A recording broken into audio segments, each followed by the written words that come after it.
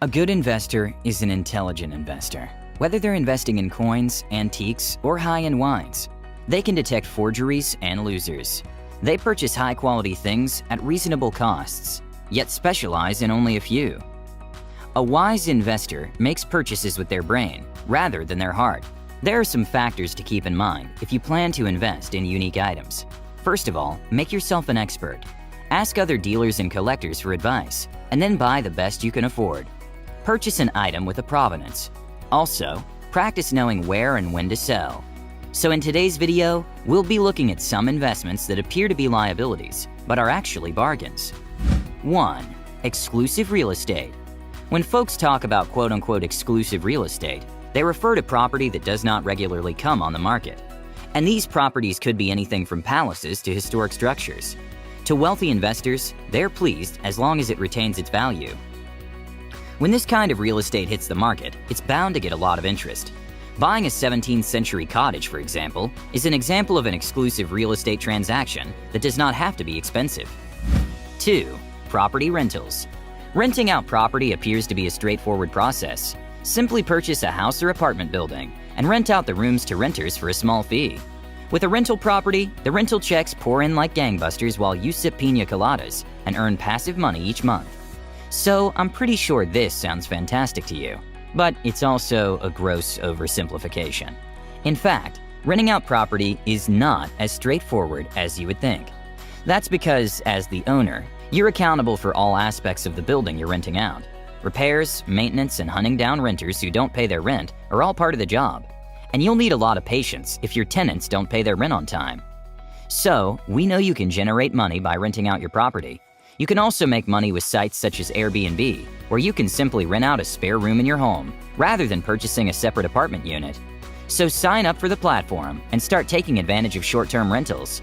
You will still have to deal with some of the annoyances of property management, but you'll be able to leverage property that you already own, such as that spare room you never use. 3. Fine art. Most rich investors do not buy fine art because they're in love with the work. They recognize its worth. Someone will always want to buy fine art, and those who want to acquire it appreciate its value. They're not attempting to haggle over every dime, making this a solid investment. Fine art can sometimes be placed in the asset box while it grows in value with time. In fact, some wealthy people have amassed enough fine art to build private galleries or to lease their paintings to well-known galleries. 4. Rare coins. What is the value of a penny? It's worth $1.7 million if it's a 1943 bronze Lincoln penny. That's how much a Southern businessman paid for the coin at auction in September 2010. The penny is so expensive because the United States Mint in Denver erroneously minted the piece in bronze rather than zinc. During World War II, the government required copper, the metal of choice for pennies, for the war effort. However, before you open the piggy bank or look behind the sofa for spare change, there are a few things you should be aware of. Numismatists, or coin collectors, seek out unusual coins in good condition, whether newly produced or ancient. Be warned, some coin merchants would frequently claim that something is rare when it is not. Price guidelines, according to the American Numismatic Association, are essential. If you don't take the time to educate yourself, you'll end up paying more than the coin is worth. Purchasing from the United States Mint is a wise decision. The government has produced a number of commemorative coin sets, and almost all of them have increased in value. Okay, so I'd like you to do something for me. Pause this video right now, and do me a huge favor by hitting the like button. If you did, you're awesome, and thank you so much for your support. 5. Gold. Gold has always been a safe haven for the wealthy, and it makes sense since gold retains a significant amount of value, even when paper currency is weak.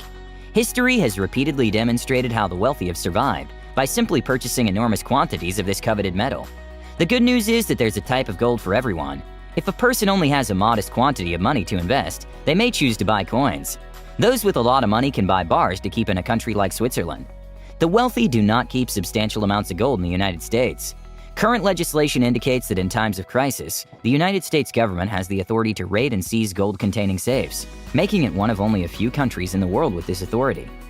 It has happened previously, during a period of economic crisis, under Franklin D. Roosevelt.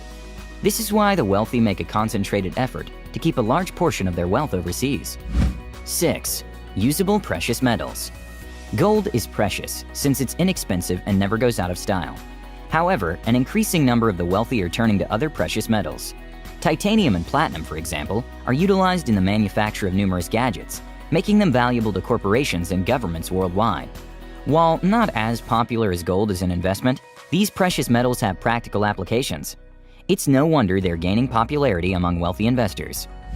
7. Crypto assets. Cryptocurrencies, blockchain enterprises, cryptocurrency funds, and initial coin offerings are all examples of crypto assets. Certain crypto assets have piqued the curiosity of investors and financial media in recent years. Because of their speculative character, these goods are considered high risk. When referring to crypto assets, many individuals use the phrase cryptocurrencies. However, while many crypto assets are digital media of exchange, and so behave similar to currencies, not every cryptocurrency is a digital medium of exchange, but could be a crypto asset with additional qualities. So, what are the dangers? Depending on the asset, crypto assets have a variety of common and particular hazards. In general, there are risks associated with liquidity, security, and volatility. Some cryptocurrencies have no secondary market, making it difficult to sell your holdings or track values. Unregulated crypto asset exchanges and trading platforms are common.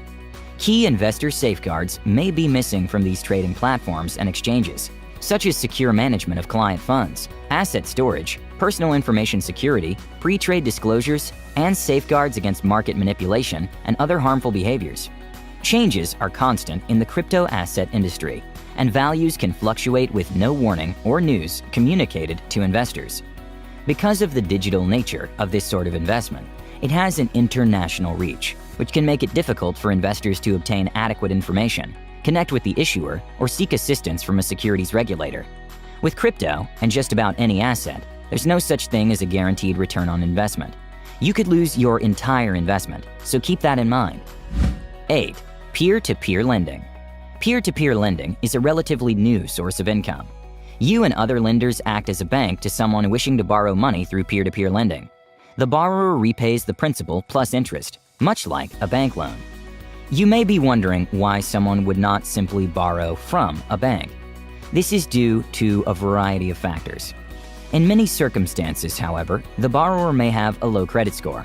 Borrowing from banks may thus be prohibitively expensive. It is vital to remember that as a result, peer-to-peer lending can be quite dangerous. If you have a high risk tolerance, this could be a terrific option. However, if you want more security, you should look into other options first. Sophie and Lending Club are two popular peer-to-peer lending websites. 9. Classic cars. Jay Leno and Jerry Seinfeld are both collectors. Both entertainers have a passion for classic cars. Their collections are worth millions of dollars. So cars in general are not smart investments. Classic automobiles, on the other hand, are unique. The scarcity of a car has a significant impact on its value. For example, a common 1967 Mustang may be bought for a few $1,000s, but a much rarer 1969 Shelby can be bought for $185,000. According to experts, vintage automobiles have outperformed markets in recent years. Trying to figure out how much a classic car is worth isn't an exact science. Automobiles with high initial values, such as Ferrari and Rolls-Royce, tend to appreciate more than cars with low initial values. Furthermore, the more original parts a car has, the more valuable the vehicle is. Repairing body damage and refinishing the car in its original factory color will increase its value. 10. Toys. Investing in toys is not for the faint of heart. For nostalgic reasons, many people invest in games, dolls, and other toys. Older toys never seem to go out of style. Stuffed bears manufactured by Germany's Margaret Steiff, for example, are the creme de la creme of the plush world. An approximately 1905 16-inch Steiff cinnamon bear can fetch up to $10,000.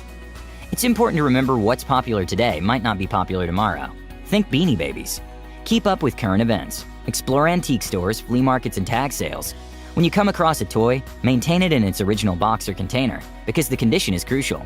Toys that have been chipped, broken, or used are less valuable than the same toy in immaculate condition. Attend auctions and become familiar with your market. Last but not least, don't play with your toys. Keep them out of harm's way. 11. Comic books. Let's hope your comic books didn't get thrown out with the baseball cards.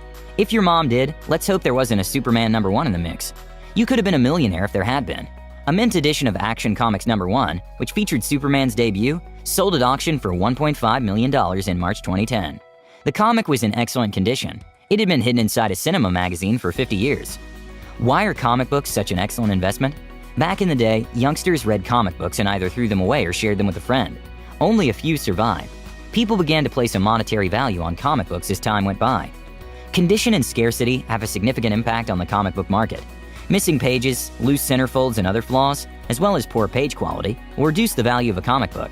Comic books that include the initial debut of a popular character and comic books with key stories are expensive. Whatever mix of income-producing assets you choose, keep in mind that there are numerous ways to succeed when it comes to investing. It's not about choosing the greatest assets in the game, but rather the ones that will work best for your situation. If there's one thing I've learned, it's that two reasonable persons can have quite different investment plans and both be correct. That being said, I wish you the best of success on your financial path, and thank you for taking the time to watch this video. Before you go, remember to subscribe to the channel right now and leave a like for that YouTube algorithm. Thank you for watching, and see you in the next one.